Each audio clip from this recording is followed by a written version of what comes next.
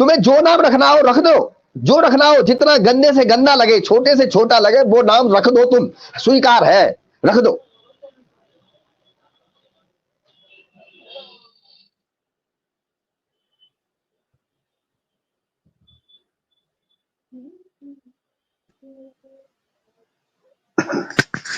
बहन मायावती जी ने भी उत्तर प्रदेश में संविदा कर्मी, सफाई कर्मी नियुक्त किए थे और वो सारे आज परमानेंट हैं।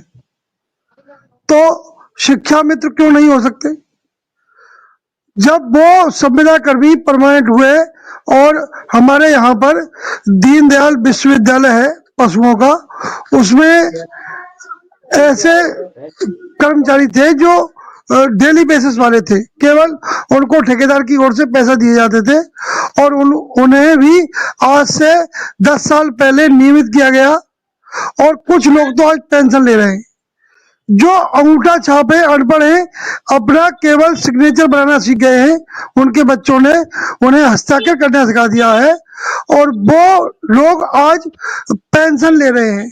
तो शिक्षा मित्रों की इतनी जो बुरी स्थिति है, ये क्यों है? सरकार को दिखाई नहीं देता कि 10,000 में एक व्यक्ति अपना परिवार कैसे पालेगा, कैसे अपने बेटियों की शादी करेगा, कैसे बूढ़े माँ बाप की दवा कराएगा, कैसे स्वयं की दवा कराएगा। आज लगभग 50% शिक्षा मित्र ऐसे हैं जो शुगर और हाई ब्लड प्रेशर से परेशान है। अब वो अपनी दवा कराए, अपने बच्चों की दवा कराए, कैसे शाम को कैसे अपने बच्चों के लिए खाना उपलब्ध कराए, कैसे वो क्या करे, इस बात को कोई भी नेता, कोई भी कर्मचारी समझने को तैयार नहीं है। माननीय सुंदरम जी के पास रोज जाते हैं, माननीय बेसिक शिक्षा मंत्री जी के पास रोजाना मुलाकातें होती हैं। आज वित्त मंत्री जी से मुलाकात हुई, कल बेसिक शिक्षा मंत्री जी से हुई। तो जब इतने सारे लोगों से मुलाकात हो रही है, तो सरकार यदि कुछ आप देना ही चाहते हैं, वास्तव में सरकार यदि शिक्षा मित्रों का कुछ भला करना चाहती है, तो फिर देर ना करे, जो भी देना है दे दीजिए, और यदि नहीं देना है तो मना कर दीजिए कि शिक्षा मित्रों के लिए हमारे पास कोई भी मानदेय बढ़ोतरी की कोई भी सुविधा नहीं है, किसी भी तरह की। शिक्षा मित्र जिए मरे, हमें कोई मतलब नहीं है। कोई छोड़कर चला जाना चाहेगा तो चला जाएगा, रहना चाहेगा तो रहेगा। जैसी भी अपनी जो आर्थिक स्थिति है उसको झेल रहा है, उसको झेलेगा। लेकिन आप चुनाव से पहले आश्वासन देते हैं, कमेटी बनाते हैं, और कमेटी बनाने के बाद में फिर जब परिणाम आपके पक्ष में आता है तो आप फिर भूल जाते हैं क्या होने वाला है, क्या नहीं होने वाला।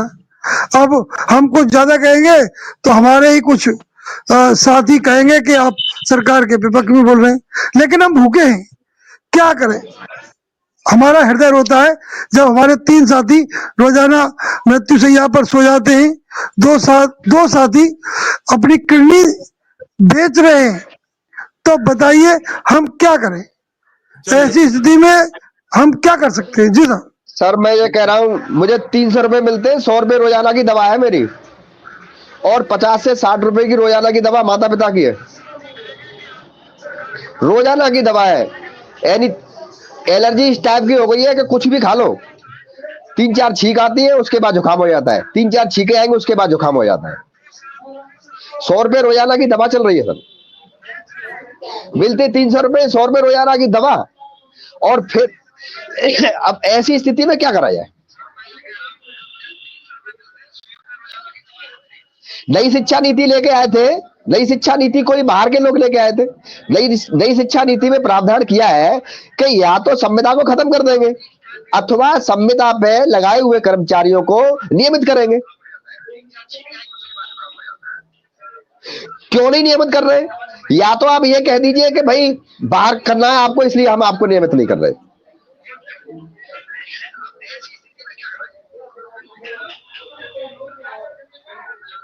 दूसरे राज्य जो वहां के संविदा कर्मियों को स्थायी कर रहे हैं या उनको पर्याप्त मानदेय दे रहे हैं, उनके लिए अलग से संविधान है क्या? उनके लिए अलग से संविधान है क्या? राजस्थान का अलग संविधान है क्या? उत्तराखंड का अलग संविधान है क्या? महाराष्ट्र का अलग संविधान है क्या? पंजाब का अलग संविधान है क्या? बिहार का अलग संविधान है क्या? उत्तर प्रदेश अलग से कोई राज्य है क्या?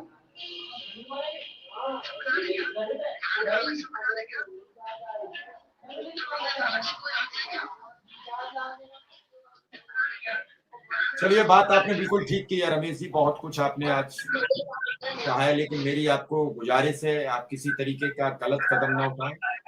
आप सुरक्षित रहें, तभी आपका परिवार सुरक्षित रहेगा। सबसे पहले आप ये मन में आए गलत ख्याल बाहर कीजिए और बेटी की शादी के लिए तैयार कीजिए, और निश्चित रूप से कुछ अच्छा होगा। और एक-एक करके उन सभी शिक्षा मित्रों से मेरा अनुरोध और अपील है कि जो इन सब समस्याओं से जूझ रहे हैं, वो ज़रूर संपर्क करें। उनकी समस्याओं पर चर्चा होगी तो माननीय मुख्यमंत्री जी पर शायद असर पड़े, और जल्दी मुख्यमंत्री जी सोचें कि पूरे प्रदेश के शिक्षा मित्र बहुत ज़्यादा संकट में हैं, शायद कुछ अच्छा राह खुले। विक्रम सिंह, अभी आपने बात सुनी, उदय सिंह की भी सुनी, नरेश जी की भी सुनी, सूरज से आप सुन रहे हो। आज तो बड़ा भावुक वाला वक़्त आ गया।